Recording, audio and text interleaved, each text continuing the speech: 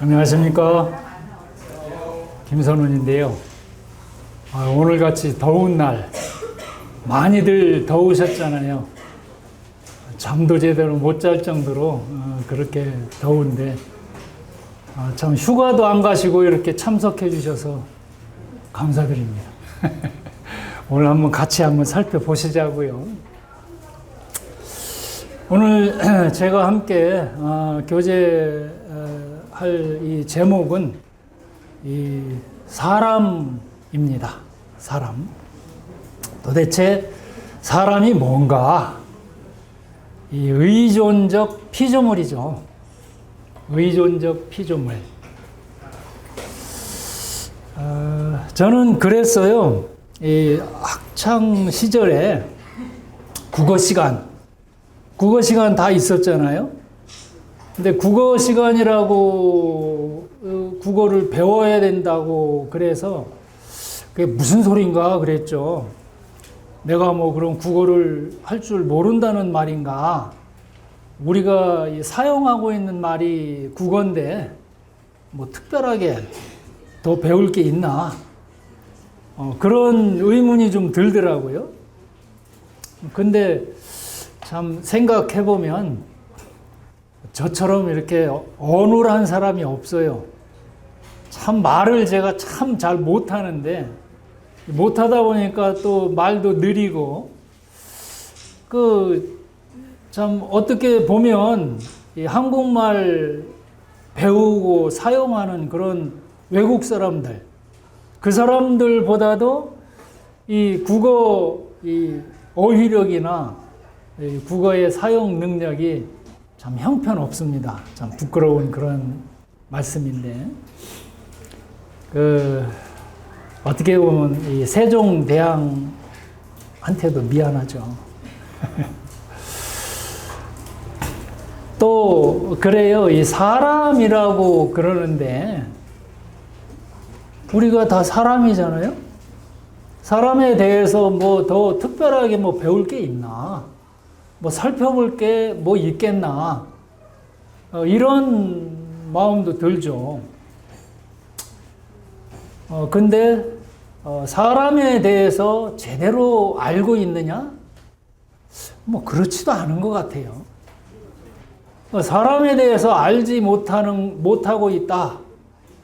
이게 참 문제이고, 이 사람을 만드신 창조주 하나님에 대해서도 어떻게 보면 참 미안한 그런 생각도 들어요. 우리 사람은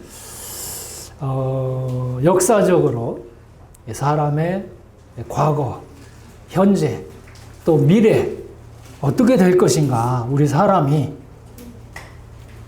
또 도덕적으로도 어떤 이 하나님의 그런 창조의 목적이랄지 또 사람이 가지고 있는 권리 또 하나님 앞에 행해야 될 그런 의무 또 어떻게 살아야 되는지 그런 삶의 방향 이런 것들을 제대로 알아야 사람다운 그런 삶을 살 수 있게 되지 않겠나 그렇게 생각하시죠? 맞습니다. 사람다운 삶을 살려면 제대로 알고 우리가 국어를 참 어휘 능력이랄지 제대로 좀 구사할 수 있으면 우리의 이 마음을 다른 사람한테 제대로 표현할 수 있겠죠. 우리 역사를 모른다든지 문화를 모른다든지 그러면 꼭 사오정 같은 그런 취급도 받고 그러잖아요. 사람에 대해서 오늘 한번 배워보십시다. 먼저 사람의 기원, 어디서부터 시작이 되었나? 이 기원, 갓난아기는요, 부모나 혹은 이 다른 사람들이 자기가 낳은 것, 어디서부터 낳는지 이런 것에 대해서 자기 이 출생을 얘기해 주지 않으면 사실 몰라요. 부모가 없는 사람들은 그 자기 뿌리를 찾자고 얼마나 열심히 그렇게 돌아다니고 애쓰고 하는 그런 경우가 많잖아요. 자기 출생을 알려면 누군가 그렇게 얘기를 해주지 않으면 우리 스스로의 힘으로는 알 수가 없어요. 마찬가지로 이 사람이 어떻게 시작이 되었는지 그 사람의 기원에 대해서 하나님, 그 창조하신 하나님께서 말씀해 주지 않으면 우리는 몰라요. 다행스럽게도 이 성경을 통해서 우리는 어떻게 이 사람이 시작이 되었는지 그 기원을 알 수가 있을 뿐입니다. 다른 아무런 것을 가지고도 그 기원에 대해서 알 수는 없어요. 어떤 사람들은 하나님을 참 인정하고 싶지 않은 그런 사람들은 이 묘하게도 이 진화론이나 이런 것들을 도입해서 그럴듯하게 그런 참 허술하기 짝이 없는 그런 도식을 만들어 놨어요. 그런데 성경은 사람은 하나님의 형상을 따라서 만들었다. 이렇게 얘기를 하고 있습니다. 창세기 1장 26절을 보면 그렇게 기록을 합니다. 하나님이 가라사대 우리의 형상을 따라 우리가 사람을 만들고 그로 바다의 고기와 공중의 새와 육축과 온 땅과 땅에 기는 모든 것을 다스리게 하자 하시고 하나님이 자기 형상 곧 하나님의 형상대로 사람을 창조하시되 남자와 여자를 창조하셨다. 이렇게 기록을 하고 있습니다. 이 하나님의 형상대로 만든 사람을 무슨 원숭이나 아메바에서부터 시작이 됐다. 아메바가 우리 조상이다. 믿으시겠어요? 그런 정도밖에 우리가 안 되나요? 그 성경은 그렇게 말씀하죠. 스스로 지혜 있다 하나 우준하게 되어서 썩어지지 아니하는 그 하나님의 영광을 썩어질 사람과 짐승과 버러지 형상의 우상으로 바꿨다. 어쩌면 그렇게 정확하게 말씀하고 계시는지 모르겠어요. 버러지 형상. 아메바가 우리 조상이다. 우리는 원숭이 형상을 닮았다. 여기 안 믿으시는 분. 원숭이 형상. 어때요? 그 마음이 신경질 나지 않아요? 화날 거예요. 당신 아메바 닮았네? 그러면 그거 이상하잖아요. 근데 성경은 이렇게 얘기를 해요. 하나님의 형상을 닮은 사람이다. 이렇게 얘기를 해요. 참 존귀하게 만들어진 그런 사람입니다. 여기 형상이라는 말이 있는데요. 형상은 여러 번 얘기를 하지만 이 핸드폰에 보면은 바탕화면에 그 아이콘이라는 게 있잖아요. 아이콘 다 아시죠? 아이콘? 응? 몰라요? 알죠? 그 아이콘이 헬라어예요. 헬라어 에이콘이라고 그러는데 그게 형상입니다. 본질을 이 본체를 가장 잘 드러낼 수 있는 그런 표식, 상징, 이게 아이콘, 형상이에요. 그래서 하나님은 사람을 만드실 때 그 하나님의 형상대로 우리를 아이콘으로 그렇게 만드셨어요. 그래서 그 아이콘만 딱 누르면 바로 하나님이 나타날 수 있도록 하나님의 이 본질이 드러날 수 있도록 그렇게 만드셨어요. 그래서 그 사람을 여기 말씀에 보시듯이 모든 것을 다스리게 하자. 통치자로, 하나님을 대리할 수 있는 그런 통치자로 만드셨어요. 참 귀한 그런 존재로 창조가 되었습니다. 창세기 2장 7절을 보면 여호와 하나님이 흙으로 사람을 지으시고 생기를 그 코에 불어넣으시니 사람이 생명이 되었다. 이렇게 말씀하십니다. 보이는 흙, 그리고 보이지 않는 생기. 생기는 이 호흡이죠, 호흡. 코에다가 그 하나님의 그 생기, 호흡을 불어넣으셔서 이 생명이 되도록 하셨어요. 살아 움직이는, 생각하고 나름대로 하나님의 그 형상을 가지고 살 수 있는 그런 생명으로 만드셨습니다. 하나님의 모든 이 뜻을 온 세상에 알리고 실현할 수 있도록 그 권위를 주시고 또 그에 따른 책임도 지도록 그렇게 만드셨어요. 그래서 사람은 의존적 피조물이다라는 얘기를 하는데요. 생명이라는 말은요, 이 본체로부터 이 생명의 기운, 생기, 그 생기를 끊이지 않고 공급받을 때에만 그 생명을 유지할 수 있는 그런 의존적 피조물입니다.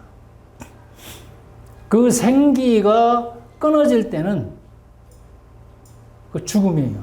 아무런 존재 가치가 없는, 그래서 이 본체이신 하나님과 링크되어 있다. 링크, 연결되어 있다. 그런 얘기죠. 그게 사람의 존재입니다. 원판은 아니고 복사판이죠. 그 사람의 본질적 요소를 사람이 어떻게 이 구성이 되어 있는가? 이 구성 요소.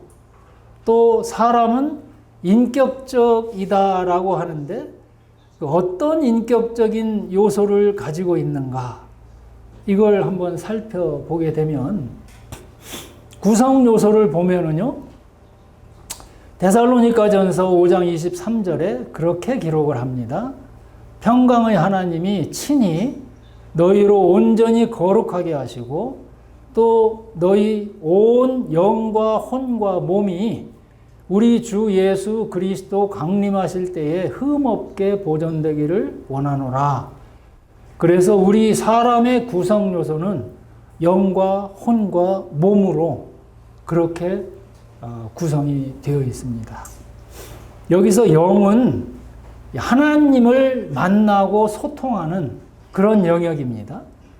하나님은 영이시기 때문에 몸이 없으신 분이에요. 영으로만 하나님을 만나고 소통할 수 있습니다.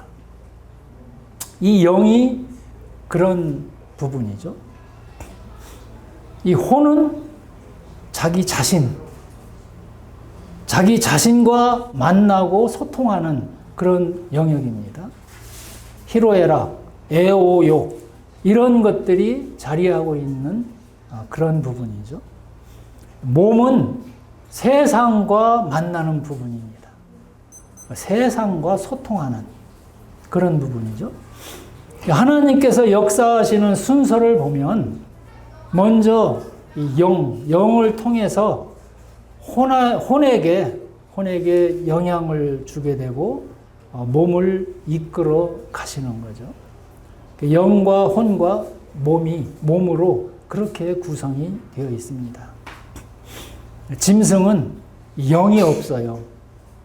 그래서 하나님과 소통이 불가능합니다. 영이 없기 때문에.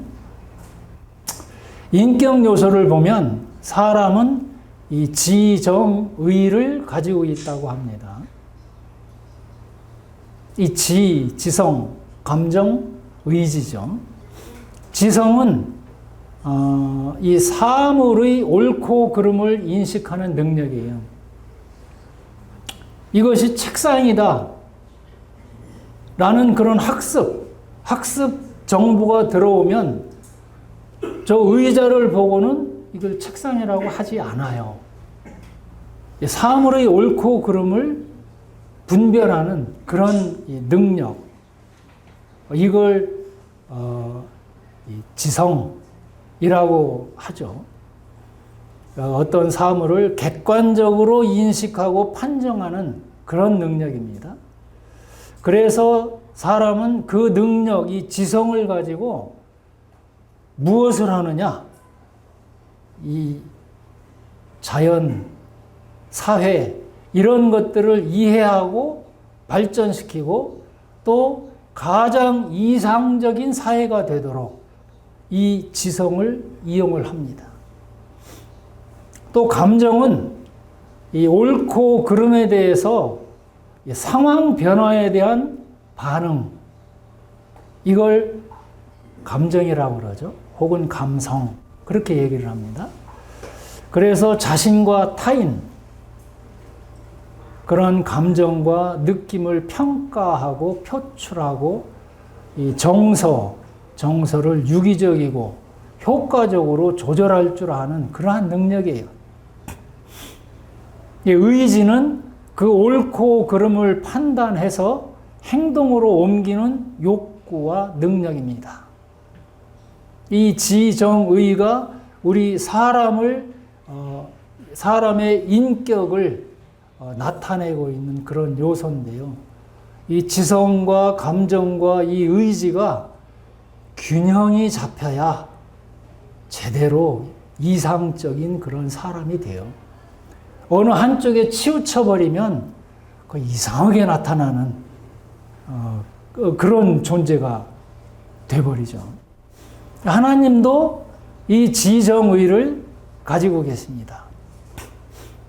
그래서 하나님의 그 지정의대로 사람도 하나님의 형상을 따라서 지어졌기 때문에 이 지정의를 가지고 이 활용을 하는 거죠. 그 짐승은 물론 보면 올바르게 분별하는 그런 이 능력도 있고 감정도 있고 의지도 있기는 하죠. 근데 그걸 가지고 하나님을 예배한다든지 더 발전시킨다든지 아니면 이상적인 그런 사회를 추구한다든지 이런 거는 없어요. 그게 사람과 짐승의 차이입니다. 하나님은 그런 이 지정의가 가장 완벽한 그런 분이시죠. 우리 사람은 이 지정의를 가지고 하나님과 소통하고 원만한 그러한 교감을 가질 수 있도록 그렇게 했습니다. 만드셨습니다. 이 사람 중에 가장 이 지정의를 잘 활용해서 균형 잡힌 완벽한 사람이 없어요. 오직 한 분, 그리스도 예수만이 완벽한 하나님의 형상대로 이 구현해내신 그런 분이십니다. 공의랄지 사랑이랄지 절제랄지 거룩이랄지 긍휼, 겸손, 인내, 이러한 하나님의 속성들을 완벽하게 보여주신 분이에요. 본입니다. 사람은 이렇게 살아야 돼라고 가장 이상적인 그러한 사람으로 그렇게 본을 보여주신 분이에요.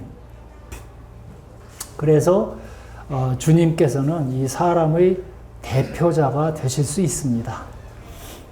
하나님께서 원하시는 그런 예수님의 그 형상을 닮아서 예수님의 장성한 분량에까지 자라가는 이게 우리 사람들의 의무이고 책임이에요. 그걸 하나님이 하실 겁니다. 믿는 사람들에게.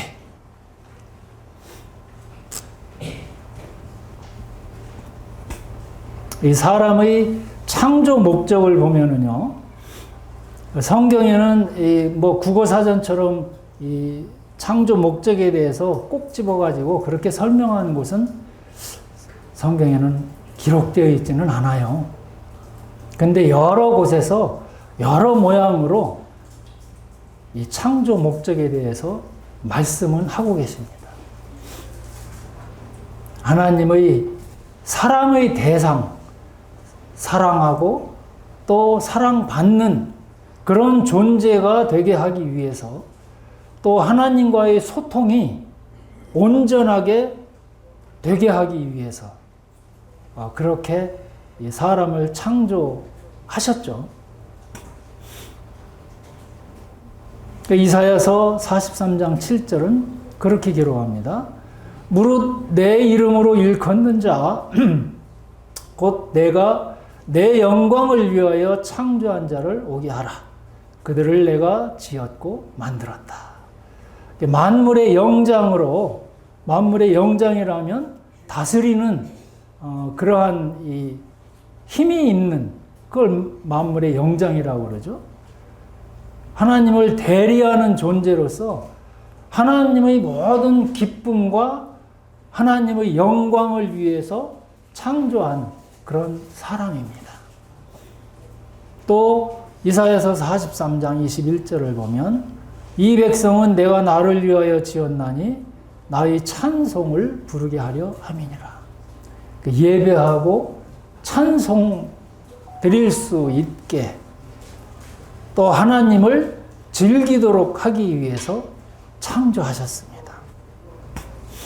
또 에베소서를 보면 우리는 그의 만드신 바라 그리스도 예수 안에서 선한 일을 위하여 지으심을 받은 자니 이 일은 하나님이 전에 예비하사 우리로 그 가운데서 행하게 하려 하심이니라. 선한 일을 위해서 지음받았다. 이게 창조 목적이죠.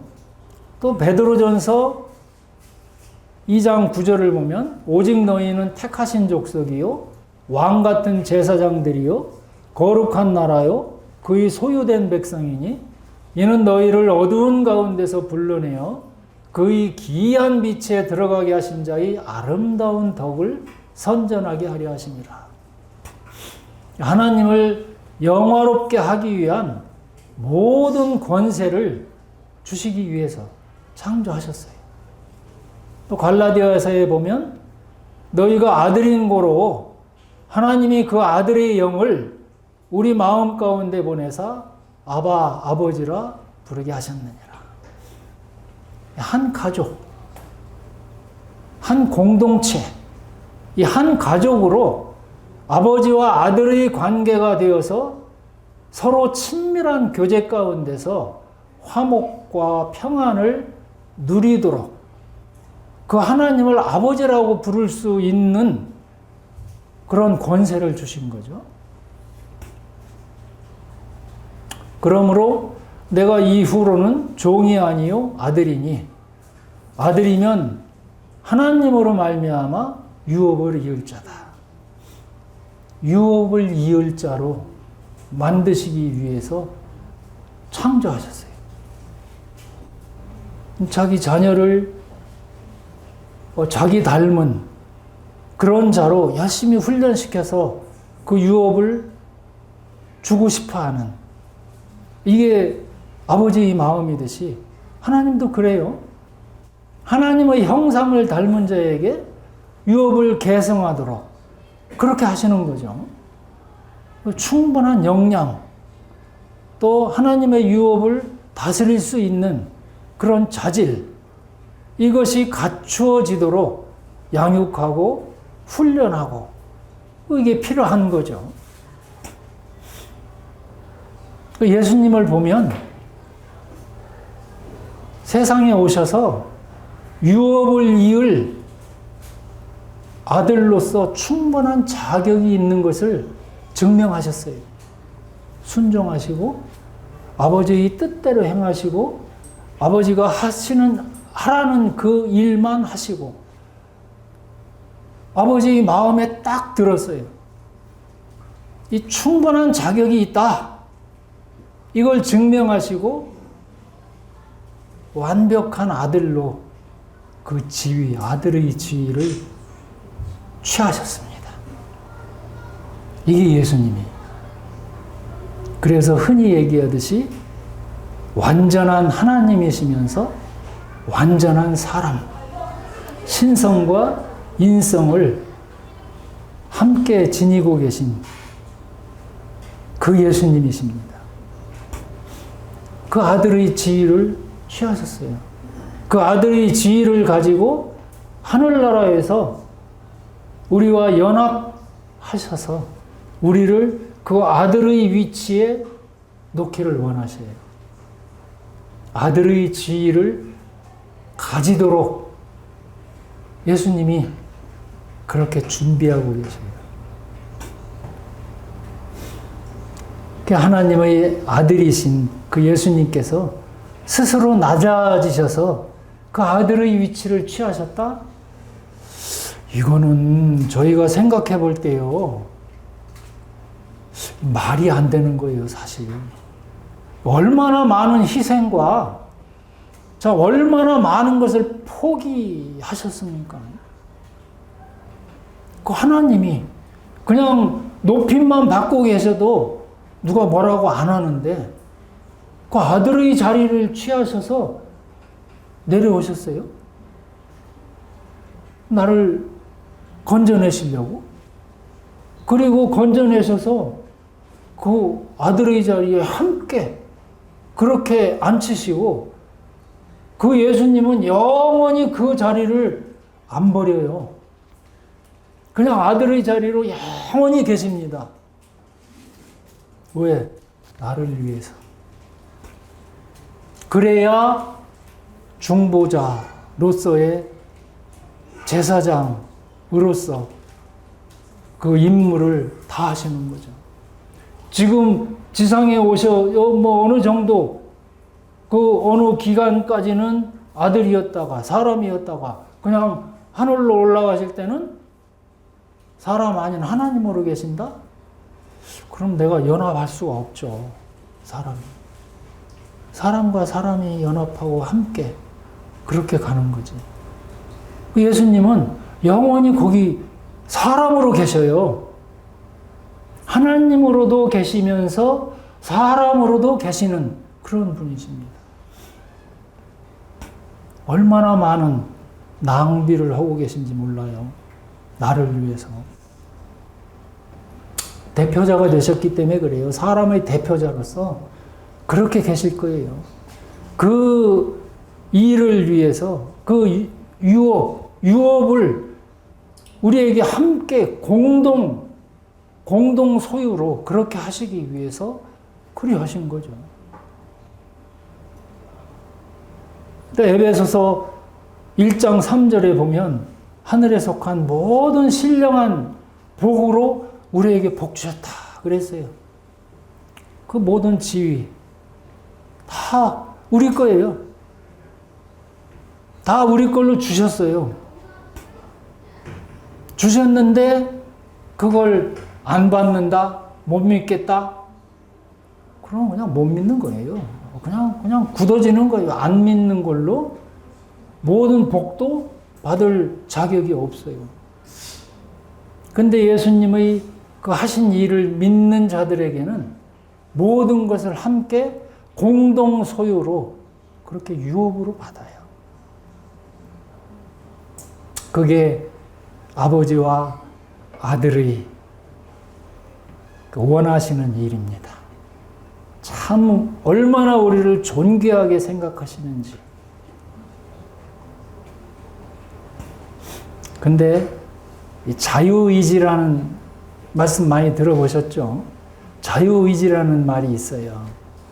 이것은요, 사랑과 순종의 대상을 택하도록 허락된 하나님의 은혜, 하나님을 택할 것이냐, 혹은 자신을 택할 것이냐, 세상을 택할 것이냐, 무엇을 택할 것이냐. 그 택할 수 있는 자유를 하나님이 주셨어요. 순종할 것인가, 불순종할 것인가. 이 우리 인격, 지정의를 사용해서 이 지정의가 제대로 작동하고 있다라는 것을 정당성, 그 인격이 어떻다는 정당성을 증명하도록 하나님이 허락하신 하나님의 은혜, 이게 자유의지입니다. 옳고 그름을 스스로 선택해서 반응하고 행동하고 또 그에 대한 책임과 희생, 감당해야 하는 그런 존재로 만들기 위해서 이 자유의지를 주셨어요. 사랑이라는 것은요, 로봇처럼 정해진 규칙대로 움직인다. 어떤 프로그램에 입력해놓은 프로그램대로 그냥 따라서 그대로 간다. 그것은 책임이라는 게 없어요. 그러나 선택은 자기가 선호하는 것에 대한 책임을 져야 하고 또 그에 따르는 희생도 감수해야 합니다. 이 지정의를 어떻게 활용하는가에 따라서 이게 결정이 되는 거죠. 세상에 오직 한 여자만 존재해서 혹은 한 남자만 존재해서 어떤 선택의 여지가 없이 그 남자나 그 여자를 선택해서 같이 살아야 된다? 선택이 아니죠, 그거는. 그것은 진정한 사랑이라고 그럴 수는 없어요. 많은 여자 중에서 한 여자를 택하는 것, 그게 사랑의 발로이죠. 강요된 사랑, 이것은 진정한 것이 아닙니다. 언젠가 그 강요가 약해진다든지 그 강압에서부터 벗어나게 되면은 반드시 그 숨겨져 있던 그 인격이 드러나게 되는 거죠. 마치 그 어릴 때는요, 부모에게 순종하는, 참 착해 라고 얘기했던 그 아이가 자라서 사춘기를 지나면서 그런 괴물이 없잖아요. 사춘기. 그 괴물이 되듯이 자기 정체, 내 정체가 뭔가 그 정체성을 확립하는 그때 사춘기잖아요. 이 강요된 어쩔 수 없이 듣는 그거는 사랑이 아니에요. 짐승한테도 이런 자유의지 있죠, 있기는. 근데 그것은 본능에 의한 그 제한된 범위에서 일 뿐입니다. 그래서 짐승한테는요, 책임이 없어요. 어떻게 하든 짐승한테는 책임이라는 게 없어요. 근데 사람은 창조주께서 정해주신 그 책임이라는 기준이 있습니다. 그만큼 특혜도 주셨지만 그만큼 책임도 져야 돼요. 하나님은 사람에게 그 사랑의 선택권을 주시고 그로 인한 진정한 사랑을 받기 원하시는 거죠. 사랑으로 맺어진 관계, 이거는요, 법으로 맺어진 관계, 다른 거죠. 사랑으로 맺어진 관계와 법으로 맺어진 관계는 다릅니다. 사랑은 이 법으로 맺어진 관계보다 우월한 그런 능력이 있는 건데요. 사랑은 자기 희생, 또 기쁨, 즐거움을 가져다 주지만 보상을 기대하지 않습니다. 연합된 관계이죠. 근데 법이라는 것은요, 빚으로 여겨요. 법을 지키고 나면 반드시 그 대가를 요구를 합니다. 이게 사랑과 법의 차이예요. 사랑은 자기가 선택한 어떤 한 대상에게 그 자기 자신을 종속시키는 거예요. 그 대상을 위해서 어떤 희생이 있더라도 참된 사랑은 그렇잖아요. 끝까지 희생하면서 함께 가는 거죠. 종속시키는 거예요. 근데 불행하게도 이 존귀하게 만들어진 이 사람은 실패했어요. 창세기를 보면 2장 17절에 선악을 알게 하는 나무의 실과는 먹지 말아라. 내가 먹는 날에는 정녕 죽으리라. 이렇게 말씀하셨어요. 근데 창세기 3장 4절을 보면 뱀이 여자에게 이르되 너희가 결코 죽지 아니하리라. 이렇게 바꿔놨습니다. 하나님은 반드시 죽는다. 뱀은 마귀죠, 마귀. 결코 죽지 않으리라. 이렇게 미혹했습니다. 그래서 너희가 그것을 먹는 날에는 너희 눈이 밝아서 하나님과 같이 되어 선악을 알 줄을 하나님이 아신다. 결코 죽지 아니하리라. 너희가 하나님과 같이 되어서 선악을 알 줄을 하나님이 아심이라. 불순종하는 것이 너희에게 더 나을 수도 있어. 더 좋은 것일 수도 있어. 하나님이 뭔가 아끼고 있는, 감추어 놓고 있는 게 있을 수도 있어.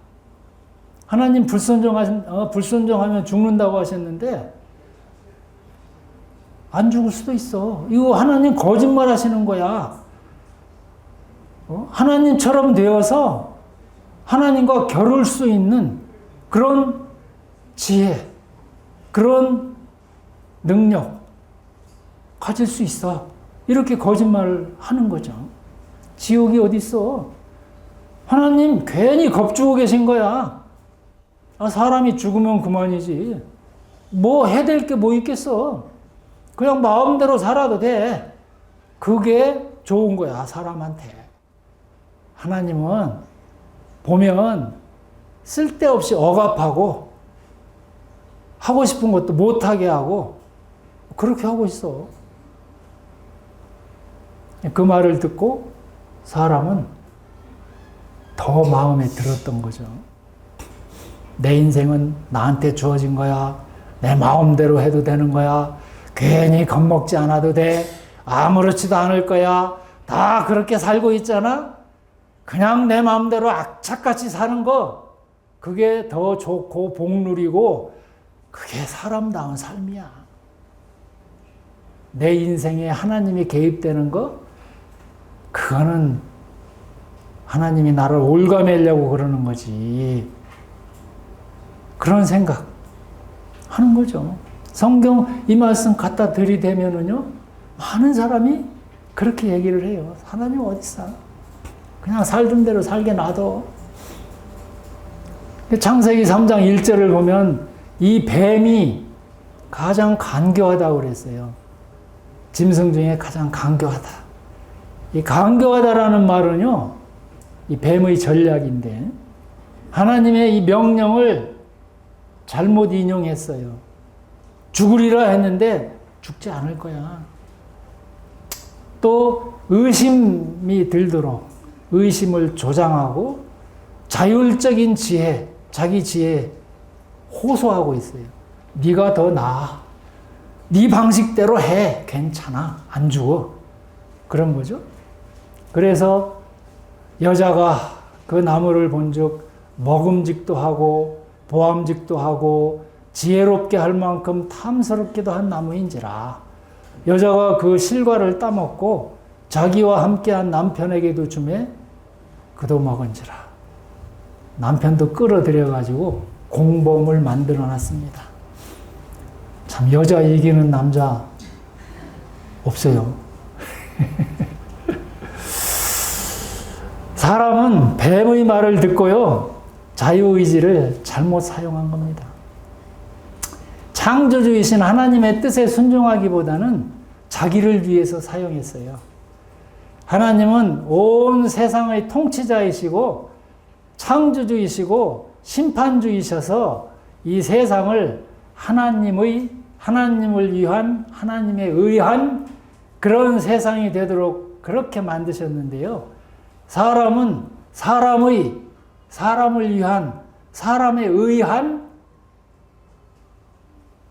위한 그런 세상으로 그렇게 만들어서 하나님의 자리, 하나님의 권리를 탈취하고 횡령한 거죠. 그 의존적, 피조물인 그 관계를 속박이라고 그렇게 여기고 마귀의 유혹에 빠져가지고 반란을 일으킨 거죠. 마귀와 함께 소속을 바꿨어요. 자기 소속을. 하나님의 소속이었는데 마귀 소속으로 그렇게 바꿔버리고 말았습니다. 반역한 거예요. 참 발칙하죠. 나도 할 수 있어. 그런 발칙하고 불순한 그런 선택을 해가지고 하나님으로부터 벗어나려고. 벗어났죠. 그 배신감, 하나님이 마음에 받아지는 그 배신감, 말로 다 할 수 없을 거예요. 자식이 부모 싫다고 집단하고, 부모 욕하고, 부모 멸시하고, 그 부모 마음이 참 찢어지는 것 같지 않겠습니까? 그 배신감 말로 다 할 수 없을 거예요. 그 실패의 결과는요, 내가 너로 여자와 원수가 되게 하고 너의 후손도 여자의 후손과 원수가 되게 하리니 여자의 후손은 내 머리를 상하게 할 것이요 너는 그의 발꿈치를 상하게 할 것이라. 이 뱀에게 그 저주하신 그 진노예요. 너의 후손 여자와 원수가 되게 하겠다. 여자의 후손은 예수님을 말씀하는 거죠.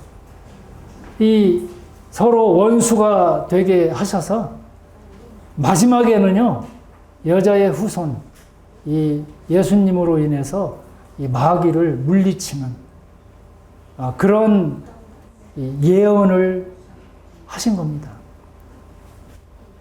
근데 참 범죄는 사람이 저질러 놨는데 벌은 그 아들이 받도록 하셨어요. 이게 문제죠. 또 여자에게는 잉태하는 고통을 크게 더하리니 내가 수고하고 자식을 낳을 것이며 너는 남편을 사모하고 남편은 너를 다스릴 것이니라. 여자에게는 이 해산의 고통, 또 아이를 양육하면서 이 생명이 얼마나 귀중한 것인지, 이 여자로 인해서 이 생명을 잃어버린 거잖아요. 이 생명의 소중함을 알도록, 이 삶이라는 것이 얼마나 신중하고 근신하면서 살아야 되는 것인지를 알도록 하셨어요. 또 영적 질서를 깨뜨린 것에 대해서 이 남편의 다스림을 받도록, 그래서 최종 결정권을 남편에게 행사하도록 그렇게 하셨습니다. 남자에게는 땅은 너로 인하여 저주를 받고 너는 종신토록 수고하여야 그 소산을 먹을 것이다 라고, 또 필경은 흙으로 돌아갈 것이다, 이런 저주를 하셨습니다. 하나님의 말보다 자기 아내의 말을 더 중하게 그렇게 여겼던 이 남자에 대한 벌입니다.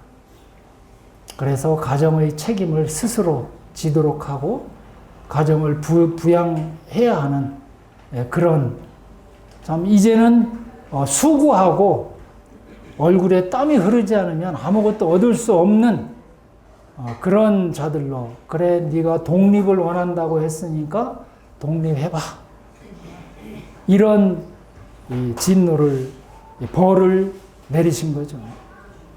그와 함께 이 생명의 공급선이 끊어졌습니다. 그래서 하나님께 붙어 있는 참 그 피조물로서 붙어 있는 그 위치가 얼마나 복일 것인지 그걸 취득할 수 있도록 스스로가 경험해서 얻어낼 수 있도록 그렇게 의존적 존재라는 것을 철저하게 깨닫도록 그렇게 하신 거죠. 그래서 이같이 하나님이 그 사람을 쫓아내시고 에덴 동산 동편에 그룹들과 두루 도는 화영검을 두어서 생명나무의 길을 지키게 하시니라. 더 이상 이 타락한 이 에덴 동산에 들어갈 수 있는, 다시 회복할 수 있는 길은 하나님이 허락하시기 전에는 없습니다. 타락한 세상에서 쫓겨나서 타락한 세상에서 태어나서 타락한 세상 원리대로 살다가 타락한 세상과 함께 버려지는 그런 운명이 되었습니다. 하나님의 허락이 없이는 더 이상 생명 얻을 수가 없습니다. 이 모세는 이렇게 얘기를 해요. 우리의 연수가 70이요 강건하면 80이라도 그 연수의 자랑은 수고와 슬픔뿐이요 신속히 가니 우리가 날아가나이다. 우리 그렇잖아요. 인생살이의 허무함, 참 부질없는 인생이라는 것을 모세가 그렇게 얘기를 합니다. 예레미야는 이렇게 얘기를 해요. 내 백성이 두 가지 악을 행하였나니 곧 생수의 근원되는 나를 버린 것과 스스로 웅덩이를 판 것인데 그것은 물을 저축치 못할 터진 웅덩이다. 쓸데없는 것, 그것이 행복이려니 하고 파도 끝도 없는 그런 노력과 이 허무한 부질없는 것 가지고 애쓰는, 하나님을 찾으면 거기 모든 게 다 있는데 사람은 이렇게 살아가고 있어요. 요한복음 8장 44절은 너희는 너희 아비 마귀에게서 났으니, 마귀 새끼라고 그래요. 우리대로. 너희는 너희 아비 마귀에게서 났으니 너희 아비의 욕심을 너희도 행하고자 하느니라. 저는 처음부터 살인한 자요 이는 저가 거짓말장이요 거짓의 아비가 되었음이니라. 그랬잖아요. 우리 또 봤잖아요. 반드시 죽을 것이다 했는데 안 죽을 것이다. 이 거짓의 아비예요. 그 마귀를 따라가서야 되겠습니까? 사람의 장래는 그렇습니다. 한 번 죽는 것은 사람에게 정하신 것이요 그 후에는 심판이 있다. 또 저희를 미혹하는 마귀가 불과 유황못에 던지우니 거기는 그 짐승과 거짓 선지자도 있어 세세토록 밤낮 괴로움을 받으리라. 마귀 불과 유황으로 던지울 것이다. 세세토록 괴로움 받고 사망과 음부도 불못에 던지우니 이것은 둘째 사망 곧 불못이라. 이게 지옥입니다. 같이 한번 읽어보실까요? 계시록 20장 15절 시작.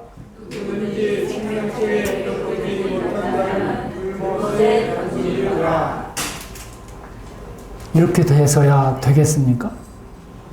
안 되잖아요. 생명책에 기록되지 못한 자는 불못에 던지는다. 그렇게 안 되시기를 바랍니다. 이게 사람의 운명입니다. 어떻게 그러면 이것을 벗어날 수 있는지 성경을 보십시오. 오늘은 여기까지만 하겠습니다.